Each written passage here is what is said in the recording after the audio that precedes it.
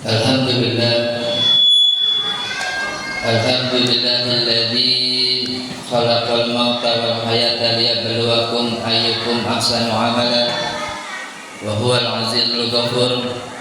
Asyhadu an la ilaha illallah wa asyhadu anna Muhammadan abduhu wa rasuluh.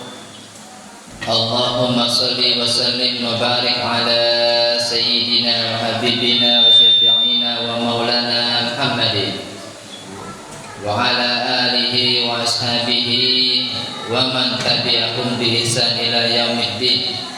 Amma ba'du. Qala Allah Ta'ala fil Qur'anil Karim, a'udzu billahi minasy syaithanir rajim. Bismillahirrahmanirrahim. Ya ayyuhalladzina amanu taqullaha haqqa tuqatih wa la tamutunna illa wa antum muslimun. Hadirin sidang salat Jumat yang dirahmati Allah Subhanahu wa taala, marilah kita senantiasa meningkatkan ketakwaan kita kepada Allah Subhanahu wa taala. Takwa dalam arti yang sebenar-benarnya takwa, dengan mengerjakan segala perintah-perintah Allah dan meninggalkan segala larangan-larangan Allah Subhanahu wa taala.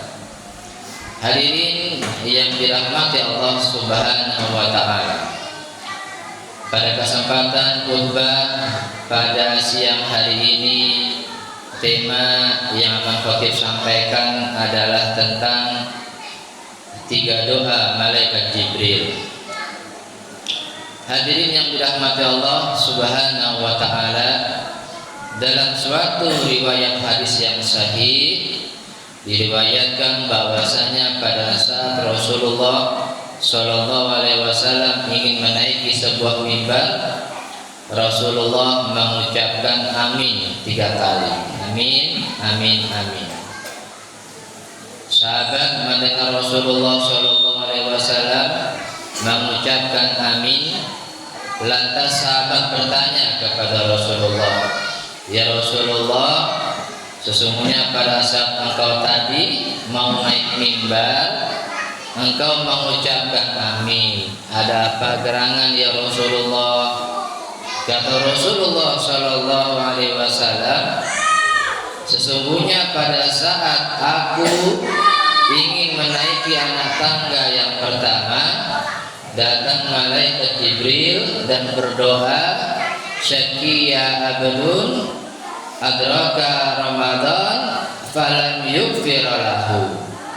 Artinya adalah celakalah seorang hamba yang ketika masuk bulan suci Ramadan, Allah tidak mengampuni dosa-dosanya. Kata malaikat Jibril, kata Rasulullah, amin. Jamaah yang dirahmati Allah Subhanahu wa taala, sebentar lagi kita akan berjumpa dengan salah satu bulan suci dan mulia, bulan suci Ramadan. Insyaallah nanti di awal Maret, tanggal 1 Maret ya sudah masuk puasa Ramadan. Nah, di dalam bulan suci Ramadan Allah perintahkan kita untuk mengerjakan ibadah puasa Ramadan. Nah, ternyata ya di dalam bulan suci Ramadan itu ada orang-orang yang ketika selesai bulan suci Ramadan, dosa-dosanya Allah ampuni, Allah berikan ampunan. Sebagaimana kata Rasulullah, "Man shoma Ramadhana imanan wa ihtisaban, ghufira lahu ma taqaddama min dambi." Barang siapa yang berpuasa di bulan suci Ramadan dengan penuh iman, keyakinan, wa ihtisaban, dan tidak hitung-hitungan kepada Allah, ikhlas kepada Allah, ghufira lahu ma taqaddama min dambi, kata Rasulullah, niscaya Allah akan mengampuni dosa-dosanya. Keluarlah dia tadi orang-orang yang puasanya benar-benar puasa, tidak hanya menahan lapar dan haus, juga mempuasakan panca inderanya. lisannya dipuasakan dari bicara yang tidak baik, matanya dari memandang yang tidak baik, telinganya, hatinya, pikirannya dari berpikir yang tidak baik, ya, tidak bicara yang jelek-jelek, kotor-kotor, ya. Pun juga selain puasa diisi dengan ibadah-ibadah, salat, tadarus Quran, zikrullah, maka keluar di bulan suci Ramadan dosa-dosanya Allah ampuni. Tetapi ada juga yang ketika keluar dari bulan suci Ramadan Allah tidak ampuni dosa-dosanya. Ya, ada orang yang tidak menghormati datangnya bulan suci Ramadan, tak mau puasa dia, atau dia berpuasa hanya menahan lapar dan haus saja, ya, tapi panca inderanya tidak dipuasakan, bicara yang kotor-kotor, yang jelek-jelek, fiktor, pikiran kotor, ya, akhirnya keluar bulan suci Ramadan, dosanya tidak Allah ampuni. Kemudian yang kedua, kata Rasulullah, pada saat aku menaiki anak tangga yang kedua, ya, datang malaikat Jibril dan berdoa, celakalah seorang anak yang ketika mendapati orang tuanya, keduanya atau salah satunya berusia lanjut, namun anak ini tidak bisa masuk surga.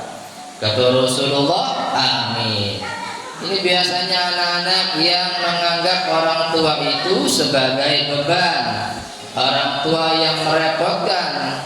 Ya, jelas orang tua kita kalau dia sudah sepuh, sudah tua, ya sudah seperti anak kecil lagi, sudah sakit-sakitan, sudah banyak kurangnya, tenaganya berkurang, penglihatannya berkurang, pendengarannya berkurang, ya.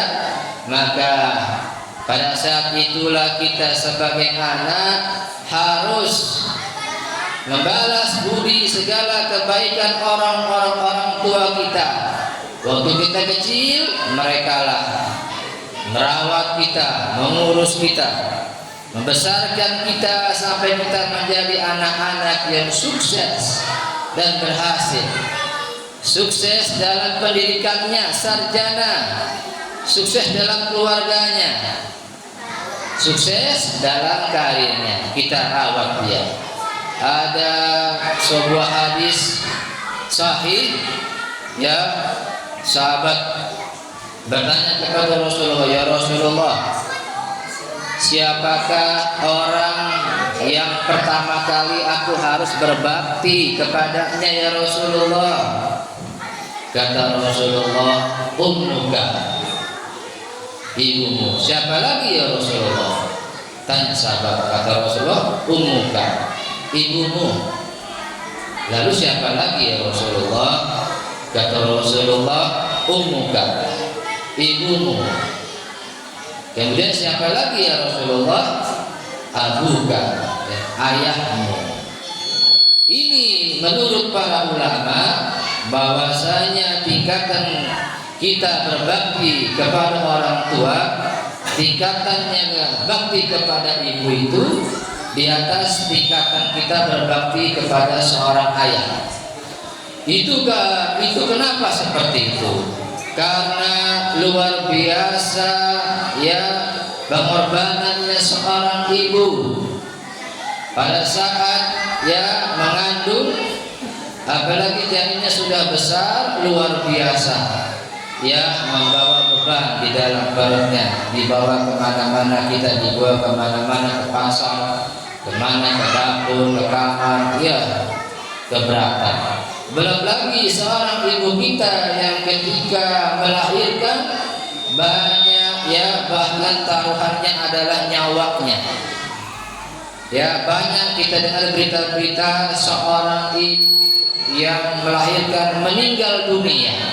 Bahkan saya punya sahabat, ya, istrinya melahirkan meninggal dunia. Anaknya kembar 2 selamat, ibunya yang meninggal. Luar biasa perjuangan pengorbanan seorang ibu.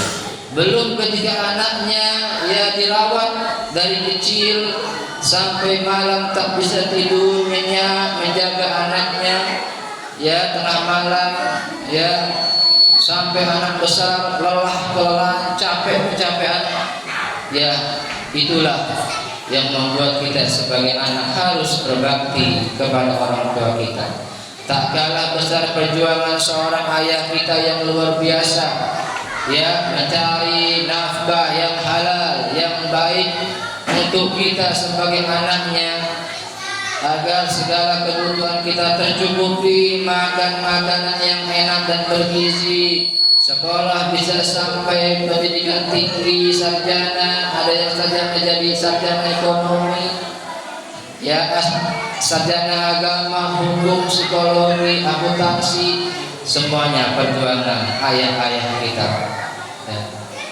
Kemudian adalah yang ketiga adalah doanya malaikat Jibril. Kata malaikat Jibril berdoa, celakalah seorang yang ketika disebut nama Nabi Muhammad dia tidak membaca sholawat. Kata malaikat Jibril. Kata Rasulullah, amin. Makanya kalau kita mendengar nama Nabi Muhammad disebut, kita ucapkan salawat. Salawat yang komplit, Allahumma shalli wa sallim wa barik alaihi. Ya Allah, limpahkanlah salawat, keselamatan, keberkahan kepada Nabi Muhammad sallallahu alaihi wasallam. Hadirin yang dirahmati Allah Subhanahu wa taala. Di surga nanti ada orang-orang yang ruangannya itu ada ruangan VIP bersama dengan Rasulullah Sallallahu Alaihi Wasallam, satu ruangan sama Rasulullah, bahkan bisa berdekatan dengan Rasulullah Sallallahu Alaihi Wasallam. Nah, siapa orang yang seperti itu? Orang yang seperti itu yang pertama adalah orang-orang yang sewaktu di dunia mereka gemar melantunkan salawat kepada Rasulullah Sallallahu Alaihi Wasallam. Salawat sekarang banyak, salawat nariyah, salawat busra, salawat tidur, dan masih banyak salawat-salawat yang lainnya. Maka semasa hidup di dunia berbanyak kita melantunkan salawat kepada Rasulullah SAW. Yang kedua adalah mereka yang senantiasa menghidupkan sunnah Rasulullah Sallallahu Alaihi Wasallam. Sunnah adalah segala perbuatan yang berkat yang dikerjakan selalu oleh Rasulullah Sallallahu Alaihi Wasallam semasa Rasulullah hidup. Sunnah Rasulullah dalam hal ibadah ya adalah Rasul senantiasa mengerjakan salat berjamaah, salat tahajud, salat duha, salat rawatib, ya qiraatul Quran, baca Al-Quran, zikrullah, berzikir kepada Allah. Ya, ini harus kita teladani, ikuti. Ada lagi sunnah dalam fi'liyah, dalam perbuatan, dalam muamalah sosialnya Rasulullah. Ya, Rasulullah menghormati orang-orang yang tua, menghormati orang-orang, menyayangi anak-anak kecil, menghormati orang-orang yang tidak mampu, kaum duafa, memuliakan tetangga, ya, menjenguk orang yang sakit, menolong orang-orang yang kesusahan. Ya, ini sunnah dalam hal muamalah. Kalau kita ikuti dua ini, maka kita nanti di surga akan masuk ke dalam ruangan VIP bersama Rasulullah Sallallahu Alaihi Wasallam. Barakallahu li wa lakum fil Qur'anil Karim. Nafa'ani wa iyyakum bima fihi min al-ayati wal hikmah.